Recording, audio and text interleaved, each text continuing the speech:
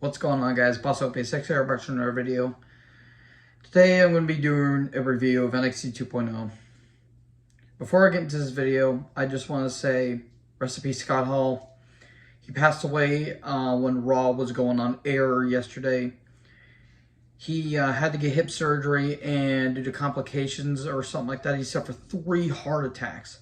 3 heart attacks after surgery. He was put on life support. Family decided to pull the plug, and after surviving for 6 hours, he eventually gave in. That one hurt. That one kind of hurt, guys. I love Razor Ramon, and Scott's no saint. He's admitted that on multiple documentaries and interviews. Yes, I question him on some things he has said in documentaries and interviews, but he commanded your attention when he did, the bad guy gimmick, that was influenced by Scarface. He nailed that gimmick, with the toothpick, with the acting.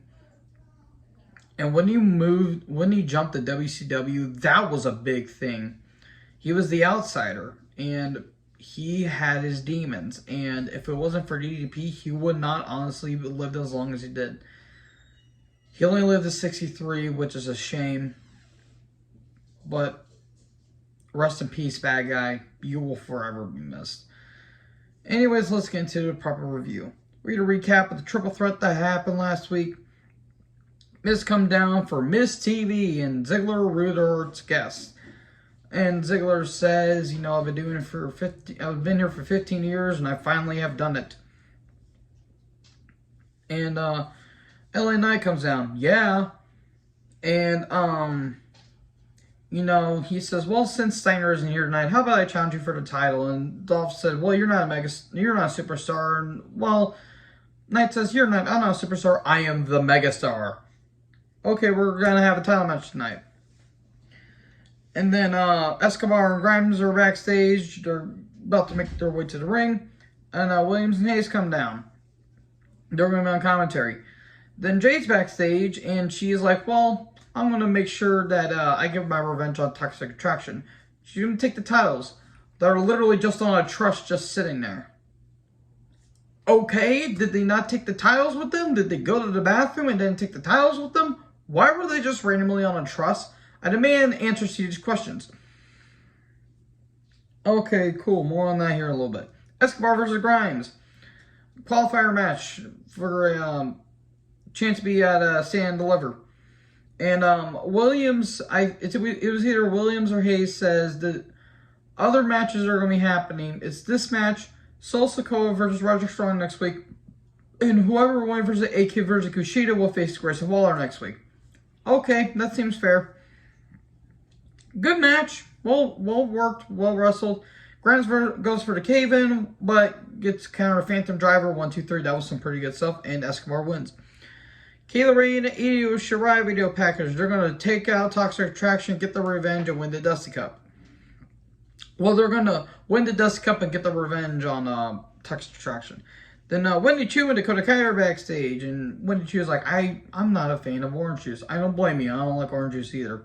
Apple juice all the way. Toxic Attraction show up. And they're looking for the tag titles. Well, why did you help us beat Raquel and Raquel and Jade the other week? Well, because we can. We didn't need your help though. And then after Attraction left, I don't know why, but Wendy said, they're hot, but they're kind of weird on them because they kind of are, and I'm like, I don't know why they made me laugh. AK video package. Okay, I like A-Kid. His match against Walter was goddamn brutal, but I digress. A-Kid versus Kushida. No TV entrances. Hooray! You bring in an upstart from NXT UK and you don't even give him entrance. That's WWE logic for you. This is a good match. Just this stuff with Kushida and Ike Manjaro is stupid. But good action, good submission holds, good technical mat wrestling. In the end, moonsault, the top rope DDT, and A-Kid wins. Okay, cool. Look out, the Phantasma's backstage. And, you know, talking about how Escobar is going to win the ladder match and he is the greatest luchador of all time. Here come the Mysterios show up. Okay, that was out of nowhere, but, Escobar shakes his hand, and Ray says, well, you may be a luchador, but my legacy's still going, and it's in the form of Dominic. And they laugh it off, and Mendoza's like, yeah, that's funny, and Dominic's like, well, why don't we prove my skills in the ring? How about you and I go one-on-one? Okay. And then we get a recap of the whole Stratton and Sarray shenanigans. Sarray's backstage. The Sailor Moon stuff is retarded. Stratton attacks. And then we get Sarray versus Tiffany Stratton. This literally went for about 30 seconds. Sarray barely got any offense, and a weird corkscrew off the top or from the second rope, and Stratton wins. Okay, cool. Can this feud end, please? Knight's backstage, and Walter shows up. And Walter says, well, I kind of wanted a title match. And he's like, well, if I win tonight, then once I become champion and once I beat Ziggler, you'll be the first in line for our title shot. Well, I don't see a champion in front of me. Well, you will soon. Okay, if these two have a feud, I'm all for it. And then Ciampa's, near some stairwell. He's coming down in the ring. Jacy Jayne's backstage. She sees her title that's being, hooked up to a hook. She grabs it, and it's like Home Alone, except a lot crappier. Not as bad as Home Sweet Home Alone. Thank God, but at least... God, that movie sucked. And Jade locks her up in a caged wall. Okay. Ciampa comes down. He says he's been wrestling for over 16 years, and he made his debut back in 2015. And he says he doesn't have a lot of time left before he goes to the main roster. And the fans say please don't go. Then all of a sudden Tony Angel shows up. He's got a crowbar in his hand. He's like, I would attack you from behind, but I respect the hell out of you. How about we have a match at Stand Delivered? Okay, you're on. He shakes his hand, low blows Ciampa, and there you go. Okay, Ciampa versus D'Angelo, a Stand and Deliver. I'm all for that. Then we get Indy versus Persia. This wasn't even really a match. It literally went for like 2 minutes. Ducati was on the outside. Then Loomis shows up. Persia gets distracted. Indy does a roll up 1, 2, 3. They both look at each other, and then they both make out with their men in the middle of the ring. Who can make out the best the longest? Find out next week on a Jerry Springer show. Because might as well. Okay. And then Gigi's backstage. Sweet Christ, Gigi. She sees her title near a dumpster. Oh, I don't want to get in there. And then Jade locks her in a dumpster by putting a forklift on top of it. Okay. This is stupid. Then we get Mendoza versus Dominic. Match was okay. Look, Dominic's fine in the ring. He doesn't have any personality. And Mendoza's good as well. Elektra Lopez distracts and Dominic gets distracted. I don't blame him. And then Fallon Henley, a.k.a. Tesha Price, who I forgot to mention in my last week's review, she shows up, and then Briggs and Stanton show up. Then Ray takes down Santos, and then 619 Frog Splash, 1, 2, 3, and there you go, Dominic wins. Okay. Scott Hall video package again, rest in peace, bad guy. And then JJ is in a parking lot. She's got the women's title with her. She's got a spray can with her. Oh, that's her car. That's Mandy's car. She puts the title on the passenger seat, and Rose attacks her and hits her with a running knee, and then she spray paints Jade back with white spray paint. How did she get Gigi and Jane out from their traps? Literally, how did they escape? Did they manage to climb out? I'm not even going to try because there's no continuity.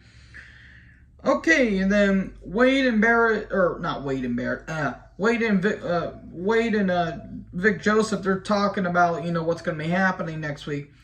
And then the Creed Brothers are in the ring. They say they want to know who attacked them, and they want to face him right now. And then MSK show up. Well, we didn't attack you guys. We even offered you guys a tag title shot if we won against Imperium last week, but you guys cost us the titles. And then Imperium are on the podium up top, and they think this is hilarious. Well, you know what? How about we have a triple threat at Stand and Deliver? Imperium fears no one. Okay, it should be a good match, even though it might be car crash mentality. Grimes is backstage.